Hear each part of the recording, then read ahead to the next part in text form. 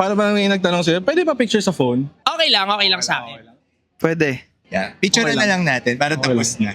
Oo naman. Okay lang? Oo. Kunwari, nag-shoot ka during sports, di ba? Tapos may lumapit sa'yo, ate, pwede ba picture sa phone? Kasi nabutan ka ng phone. Grabe. Ano ka ba nagtatrabaho kayo, no? Mid-recording. Diyan ka naman. Joke lang.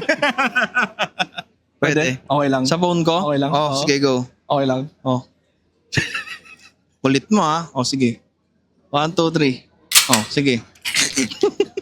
Yung pinaka nakakatawa, yung naka-telephoto ka, tapos Oo. magpapapicture sila. Yun ang nasa dulo. At pa-picture, yun yung mas nakakainis. Yung sa phone, Okay lang. pa yun. Okay lang yun sa phone. Pero pag kung sinabi niyo sa camera, tapos naka 70-200 ka, ako palalayo. tatakbo ka pala papunta doon. Hindi pa ikaw mag-a-adjust. Yun talaga yun. Karamihan ng mga videographer okay lang talaga. Okay lang sa Basta akin. hindi siya nagtatrabaho or kapag, kunwari, naglalakad na sa aisle yung bride, huwag mo naman magpapahingi ng picture sa phone. Oo di ba? naman. Oo, kasi ano yun ganun. kailangan rin nila ng memorabilia. Tama. Ng souvenir, ng parang andito sila sa event na gano'n. So, okay lang yun. Okay lang yun. Kahit nasabihin ng iba na wag, okay lang yun. Don't believe them because social media told you to. English? Wow! Ano ba? Ayun, yun. Okay lang yun. Okay lang yun.